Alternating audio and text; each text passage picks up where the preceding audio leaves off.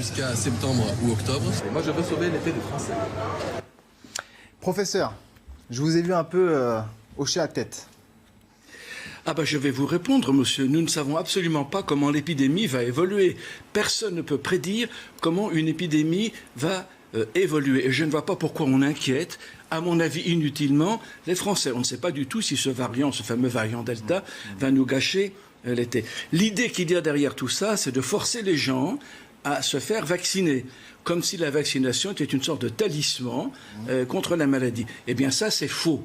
On sait très très bien que, et ça se passe en Israël, par exemple en Angleterre, un pourcentage non négligeable de gens qui ont été vaccinés 2 fois sont réinfectés par le variant Delta. Ça veut dire que le variant Delta échappe au moins partiellement aux anticorps dirigés contre le variant historique et que la vaccination n'est pas parfaitement efficace. Vous êtes un peu à contre-courant de ce que dit le consensus scientifique, en tout cas, autour de cette question. Le consensus scientifique ne dit pas ça du tout. Je suis désolé. Et ce qu'il dit, c'est quand même que la vaccination a fait reculer l'épidémie et fait reculer la propagation du virus. Bien, parce qu'il y a effectivement une relation.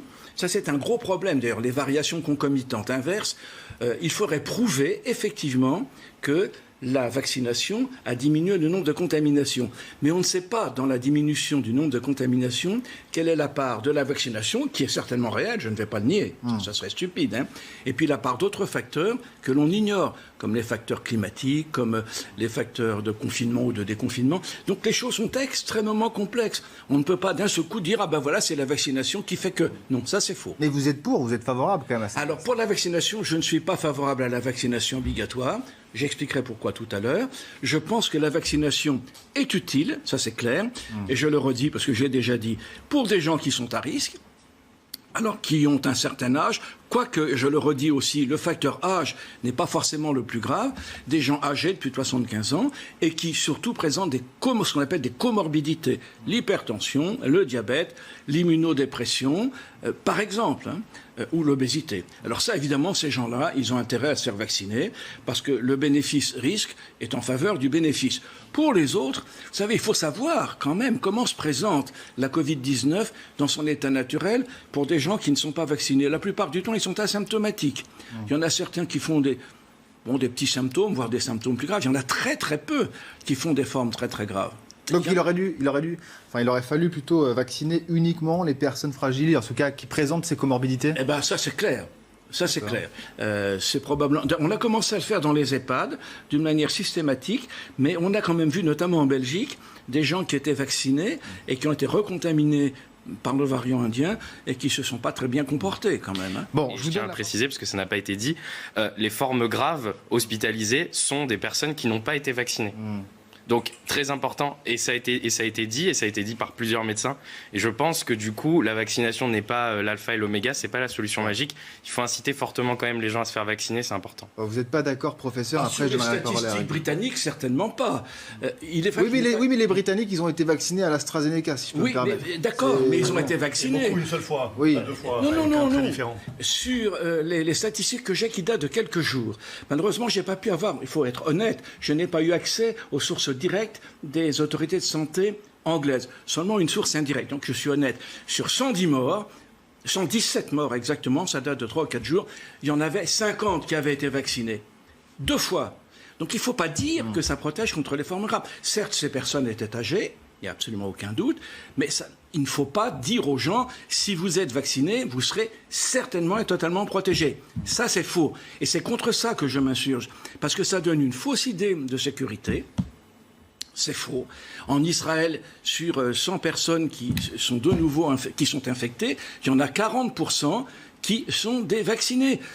Or, en Israël, on a vacciné près de 65% de la population, et les 40% qui ont été réinfectés ont été vaccinés 2 fois avec le Pfizer. Il ne faut pas nous raconter d'histoire. Je suis désolé. Il faut être factuel. Est-ce qu'il faut se focaliser sur les soignants? Sur les soignants. Écoutez, évidemment, il serait... Alors, je ne suis pas du tout d'accord avec l'idée que le vaccin protège contre les variants ou donne des formes beaucoup moins graves. Ça protège un peu, c'est vrai.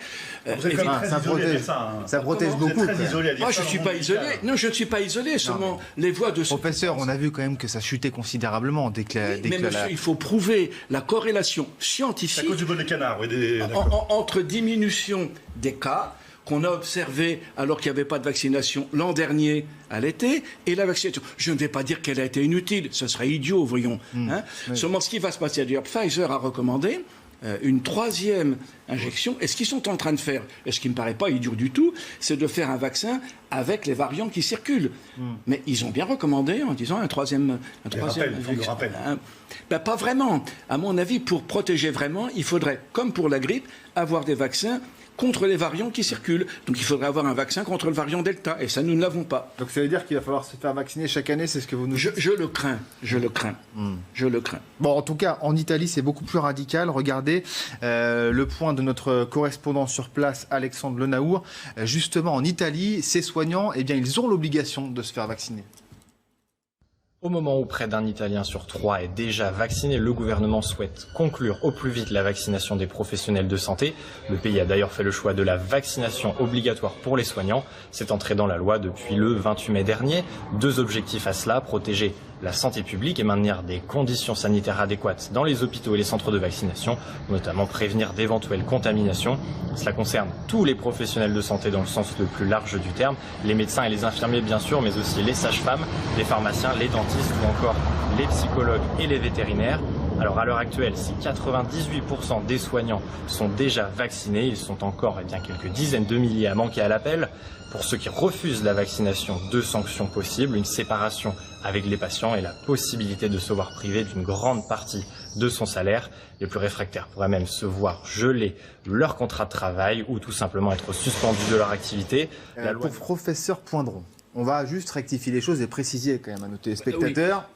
Vous n'êtes pas en train de minimiser la dangerosité absolument pas de la Covid-19, mais de relativiser en tout cas... Je bémolise. Voilà. Il y a une chose que je voulais dire, parce que faudrait pas... Premièrement, je n'ai pas de conflit d'intérêt. Non, parce que à vous écouter, je pense qu'il y en a qui pourraient penser que vous auriez des propos, alors pas complotistes, mais conspirationnistes. J'ai déjà dit ici à 3 reprises, à 3 fois je suis venu, que je ne voudrais pas être à la place des pouvoirs publics. Je suis persuadé qu'ils essayent de faire le mieux qu'ils peuvent.